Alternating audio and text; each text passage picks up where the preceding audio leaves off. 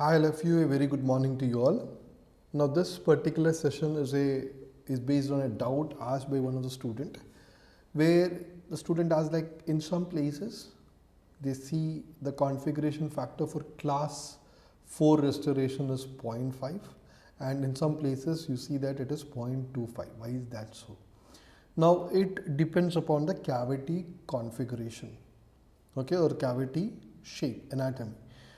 If you see that the conventional, the old, now you people might not have experienced this one, like your teachers asking you to prepare for an ideal class 4 cavity.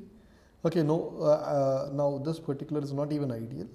Okay, but just to make you understand that they prepare it like, very fine, a two-step kind of thing. Okay, very perfect cut like this.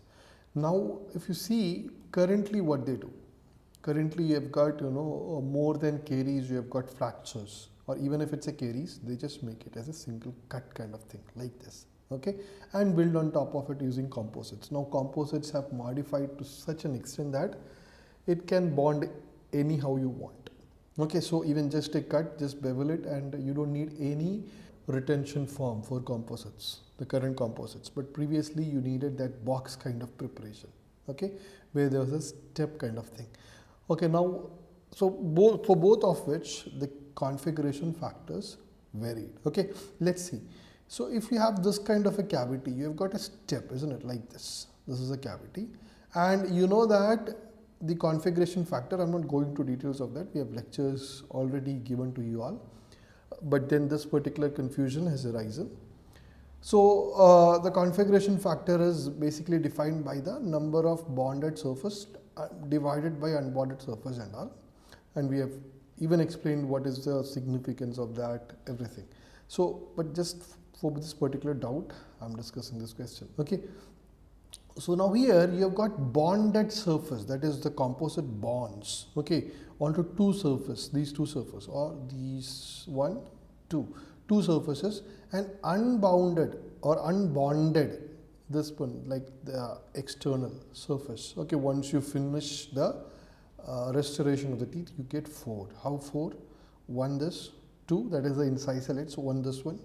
Second is the incisal edge, though it is a kind of box here, it is, it is not a box. And then on to the other side, the lingual and the proximal side. So this is 4. So 2 by 4, it is 0.5. This is one way of doing it. Okay, if it's a conventional cavity. Now, if you see this particular thing, again, it's just a cut. So you have a cut like this, you can have a one bonded surface.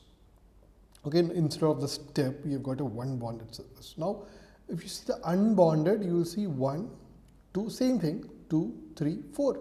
Okay, so it is 1 by 4, which is 0.25. So this is how, based on the cavity anatomy, the configuration factor will vary.